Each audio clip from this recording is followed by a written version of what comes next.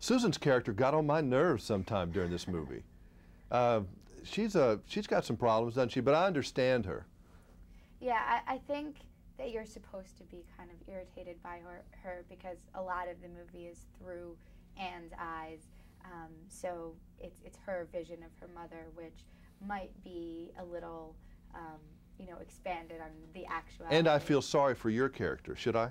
Yeah, I think you're supposed to feel sorry for her because she's this kind of smart, serious, together girl who has somehow made it through being with this mother. And loyal to her mom.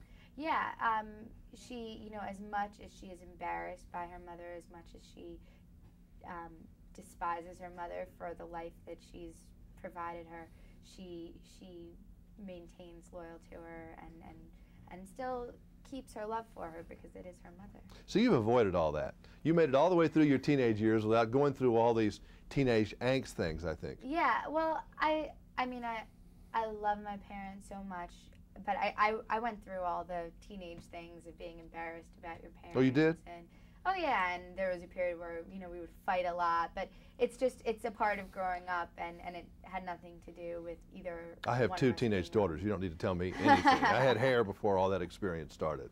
It's just weird. I mean, I guess, is it girls just go through some special stuff, or I don't see the teenage boys doing quite the same thing. I think boys are rougher when they're little. They just get roughed up a little more, and then girls, you kind of wish you got boys when they go through the teenage years. Did you always get your way? No, not at all. My parents are tough, but yeah. Do you get your way now? Well, I'm 18 now. I'm at school, so I can pretty much choose. You're a pretty strong-willed girl, would you say? Yeah, definitely. You know kind of what you want to do, and I mean, you've been doing it, but I don't know exactly what I want to do at all. I'm actually kind of ambivalent about that, but I think I'm an ambitious and motivated person, and whatever it is, I'm trying to succeed at the time. You know, let's say you go off and you're smart enough to go be a doctor or something. Thank you. Just something like that. Is that something you think you could do after you've lived the life of this movie star thing? Well, that's what I'm trying to figure out right now.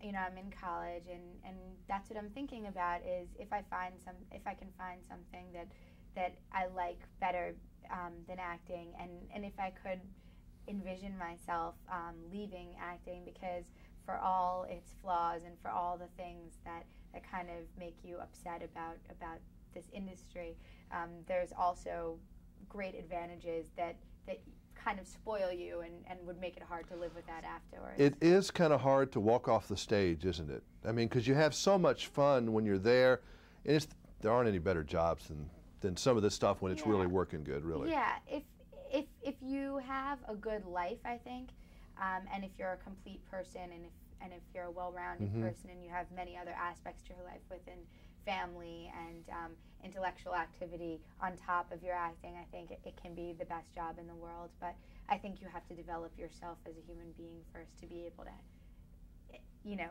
enjoy that privilege, because otherwise I think it can be a little distorting to be in this industry. Well, you must have good parents because they've raised you right, and you've raised yourself pretty good too, and it's always a joy to talk to you. Thank you. Thank you. Thank you.